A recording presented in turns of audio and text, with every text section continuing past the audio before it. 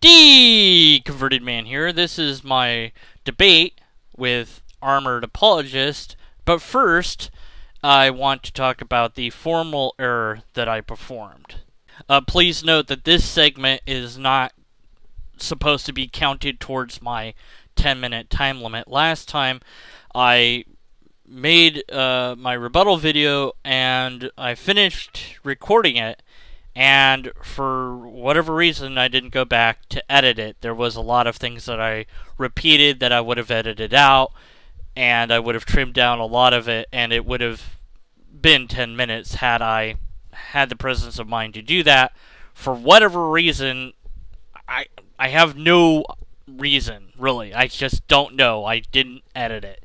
So that is a formal fallacy of a failure to the agreed upon time limit that we set for ourselves. And I did apologize profusely to my opponent, both publicly in text and privately in text, and I wanted to do so again here formally. It is a formal fallacy. I do accept it as a formal fallacy that I committed.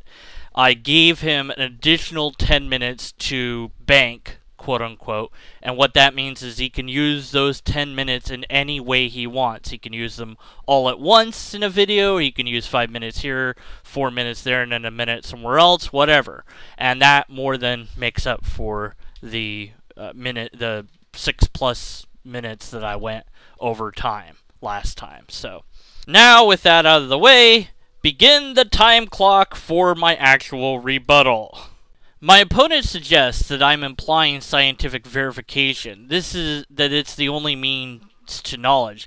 I'm not implying anything of the sort. If we can't find something is, then we have no reasonable way to know that it is out there.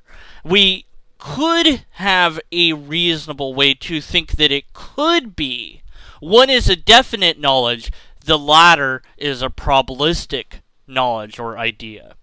An example would be, we can be sure that our moon, Luna, exists, and we're reasonable to conclude that a moon like it might exist. Thus, my opponent, if he can't demonstrate God by empirical evidence or repeatable test, could use logic to give a probabilistic statement about God. God might exist. This would still allow him to produce a logical argument for God's possible existence. I simply wait for my opponent to do this. The rest of the complaints about scientism are strawmen, and I dismiss them as such. I recall that my opponent complained about my use of the word magic at some point, and this seems to imply a possible poisoning of the well on my part. I'm glad to and free to retract the word magic from my side if he really wants to push this idea that it's poisoning the well forward. My arguments still stand as presented without that at all. It was an example that leads up to the syllogism. It's not part of my main arguments. My thrust was to use the definition of both supernatural and the definition of magic, because we did agree upon this particular dictionary resource to utilize, and the definitions are very close to each other, and to show a connection there, to say not that this is ridiculous, thus this is ridiculous, that would be an ad hominem of sorts, that would be a poisoning of the well, definitely, but to show instead that magic can't be demonstrated empirically or scientifically. So if one wanted to argue that magic was a thing, they would have to have a logical argument for it. Similarly, if one wants to argue that the supernatural is a thing, you're still going to have an argument for it that's logically sound. Until my opponent can do that, we don't have any reason to be reasonable about the supernatural and or magic. I grant this idea that questions that are philosophically based can be meaningful, but answers to those questions may or may not be true in the real world, and that's what I'm concerned with. I'm unaware of any system that is not logic or science that can get us a result that we can trust. If such a system exists, my opponent is free to reference it or explain it if he's able to do so. Until such a time, I would ask my opponent to admit that the supernatural and his version of God that we're debating about in this debate, God, are not scientific in nature by the definitions of the words that we've agreed upon, and simply just make the logical argument for God. This chart is somewhat of a red herring at this point, but I'll address it anyways. Science can address every box. Morals are explainable by science within the branch of evolution. Yes, morals do exist. Yes, moral facts exist. That is, we really do have morals. Unless by moral facts you mean objective moral values, I'm really not sure here. But science answer would be no, morals are not objective, depending on the framing of this question. We can certainly answer it via science to some degree of satisfaction. However, we might not be able to use logic. The universe does not have any purpose and or doesn't have any more purpose than a rock does. An animal might indeed scratch itself with the rock, but that doesn't make the purpose of the rock to scratch an itch.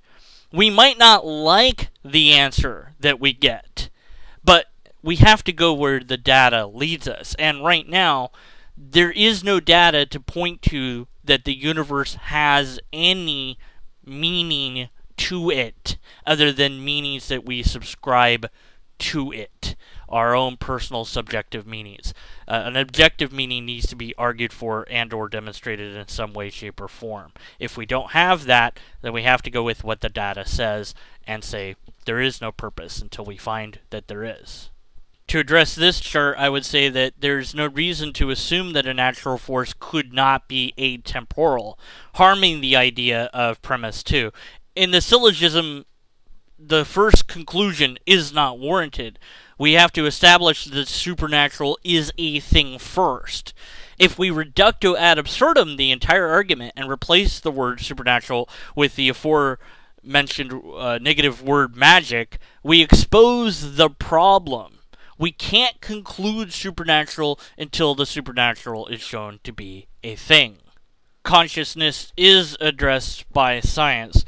We might not know everything about it, but neuroscience is certainly a thing that exists, and we can monitor brain activity. We also have plenty of examples of people's personalities changing if brain damage is caused. Consciousness seems to be directly affected by our brain activity or lack thereof. If my opponent wants to show that consciousness is anything more, he has to produce evidence that it is, not just assert that it's true. Because this is addressed by science, this is blatantly false, making it what is known as the outright lie. Appeal to consequence.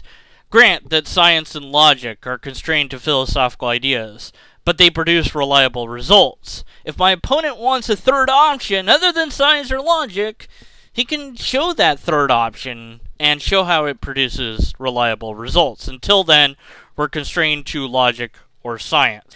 Pick science. We have to go with what we know works. We have to go with the known answer. We know that humans can make language, thus humans are the answer for who made language. We do not need to invent a new answer that is an unknowable answer to the question. Example, a tree is missing from my front yard, and there's claw marks on the ground. It must have been a dragon. I'll grant this one. Now just produce the logically coherent argument, and we'll be done. If these arguments were logically coherent, then I could agree that the conclusion is reasonable. But they're not logically coherent because they contain multiple logical fallacies. Fix those fallacies, reissue those arguments, produce them without errors, and then I can agree with the conclusion. Shifting of burden of proof and a huge misunderstanding, comprehension failure of what a probabilistic statement is. My statement's true to the best of my knowledge. I can't prove a negative, and asking me to do so is a formal error that I commit to a burden that I have not agreed upon. All my opponent has to do is produce a logical argument and show that this probabilistic statement is false. Example, Apollo says, there's probably no argument that I'm mortal. Dan replies, all humans are mortal. You're human, thus you're mortal. Dan pwns Apollo, slam dunk, touchdown, home run, victory dance for Dan, and Apollo goes home as a loser. This concludes my rebuttal.